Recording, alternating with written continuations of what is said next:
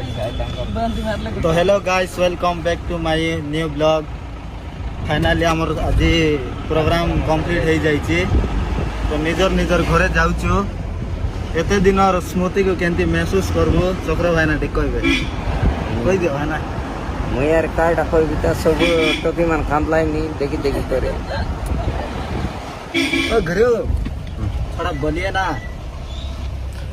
बहुत बहुत बढ़िया लगला हम 15 दिन जर्नीटा बा ट्रिपटा आम बहुत बढ़िया रे ना कि परफॉर्मेंस कलु तापर आम भल रे घर पहुंचबू बोली कि आम बहुत आशा तापर हमर भौणी कहबा पे चाहउछन्ते कोन कहबे आशा दीदी टिक कहबे ना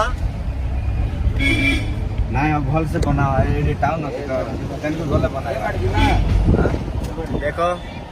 खाउरी केंती खाउची ना फोन देखुची ते कुआ कर देई पद को तोर मन खुली कि ना को हैला मुई काडा करबी ता बोल सुबह यार को गुरु भाई भौणी माने सबको नमस्कार। किंतु 14-15 दिन रही आडर जीवा ना कुवर जीवा रे नाई भाई आडर जीवा बाईपास भल अच्छी रास्ता किंतु झियो माने 3टा झियो नहीं कि आशा दीदी अंगनवाड़ी और हमर चक्र भाईर माइकिना बेसी कांदु थिले आज्ञा तांगु